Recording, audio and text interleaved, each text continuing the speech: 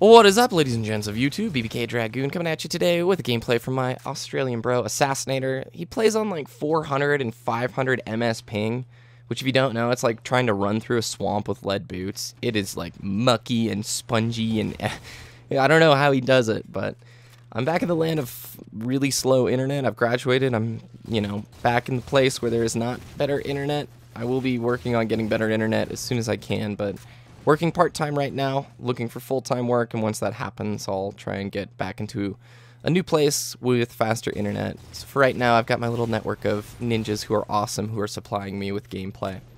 Well, I just did a, recording of this commentary, and I went way too long, which tends to happen, and I don't like videos that go too long, because, let's face it, you're a modern person. You don't have all the time in the world to hear me yak. But I want to talk about DNFing and never giving up. DNFing stands for did not finish. It was a term we used in mountain bike racing, or it's in a lot of racing, and it applies to racers who did not finish the race at all, people who dropped out.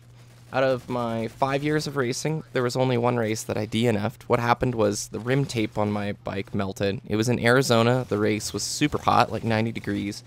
And the rim tape is this stuff on the inside of your wheel rim that keeps your inner tube from touching the sharp edges of the wheel. And it had melted. And so I got 4 flats in a row before I realized what was happening. And if you race, you know you don't carry a whole lot of stuff on your back. So at that point, I literally didn't have the equipment to continue. I had to DNF. And I'm really, kind of bummed that I wasn't able to find a solution, because DNFing is not something I like doing. Even if I would come in dead last, I always liked finishing the race, because somehow it felt better. Somehow it felt more complete, like I had finished something. And I want to talk about, school and college in the same vein. I just finished university, and with summer starting, I know a lot of you are going to be starting university, or you're already in it, or maybe you're in high school, and I'm going to be frank with you guys. People have asked me to talk about college a lot over the years of doing my channel, and I've purposely avoided it. Because college, I'll be straight, it's the hardest time of my entire life. I have never been through a harder experience emotionally, physically, ever, okay? I'll be straight up, it sucked, dudes. For a lot of reasons that I can explain over time, but just the little introduction is this. I went to film school thinking I was going to get to learn all about video production. That's what I loved. That's what I really wanted to do in school. I wanted to film, learn how to use lights, learn how to write screenplay, learn how to set up the technical aspects of post-production, all this stuff. And on the very first day of class, the president of the College of Film basically comes in and says, that's not what our school's about. We're about history and critical film theory, which is basically writing papers and theoretical ideas about film, not about learning how to make it. No, no, no. This is about the metaphor of life and personal self-discovery that you can find in film. And I'll just be right up front with you. It sucked. I hated film school. For the majority of it, I absolutely hated it. And I wanted to quit so badly. It just felt like nothing was going right in my life, and that every day was darker than the previous day.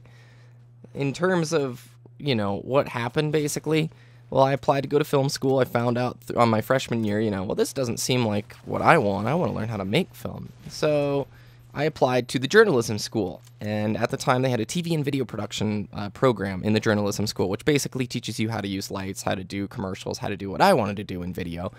And I applied, and turns out journalism school shut down the very same year I applied. If I was one semester older, I would have been able to do the program, but I wasn't. So there's one blow.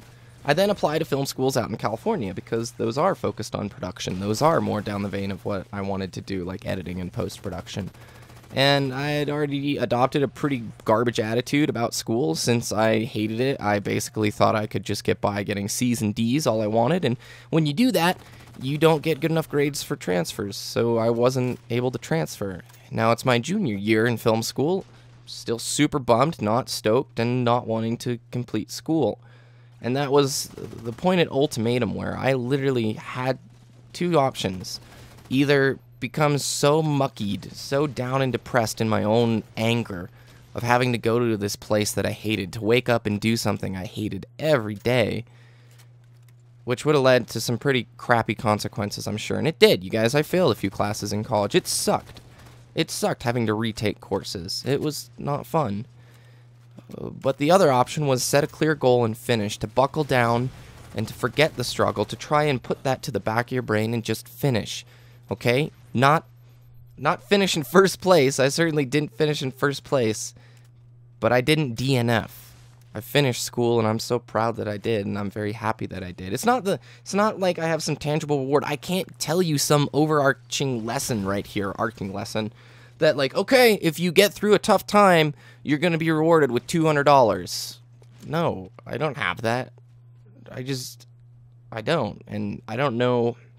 It's kind of a hard thing to talk about, but I wanted to bring it up because it's like, dudes and ladies, I know some of you listening right now are in that really crappy place, or maybe you will be down the road, where your daily life is really unenjoyable, and it either stresses you, or hurts you, or makes you just not want to get up in the morning. And I want you to know that you're not alone in that position, and I want to encourage you with every bit to push harder and to never give up. And to know that life is an ever-changing thing and nothing is permanent. And that a clear, defined goal, even if it's doing something you hate every day, can get you through. I just want to encourage you, don't DNF. Don't ever give up. No matter how dark it gets, the dawn rises and the sun shines through. Yeah. So I'm going to talk about college a little bit more over the next few weeks because I learned a lot. And I wasn't trying to make it sound melodramatic like, it was so horrible. There were days, man, I'm telling you, where it was rough. Film school is different. 3 credit hours for a normal major means you go to class 3 hours a week. For a film major, means you go to class 7 hours a week. And you start adding up these things. I've spent so much of my daily time doing things I didn't enjoy that it was almost crushing, dude. It almost broke me. I'm telling you, I was nearing the edge of Dragoon's limits where I was going to go do something stupid like spray paint a wall. No, I don't know. But don't give up. Know that life changes. That's something I can guarantee. There are ups and there are downs and there are ebbs and flows, yo. If you can push through the tough times, and I know that sucks. Like a few months ago, if someone were to tell me, everybody, don't give up, keep going, it's the last thing I wanted to hear, man. But it is the truth. So don't give up, peeps. Keep going. That's what I got to say today. Sassy, thanks for the perfection. You guys have a great rest of your day. Start to the week. E3's coming. I'm hoping for big things, and I seriously hope it's not some anthology thing. All right. Peace out.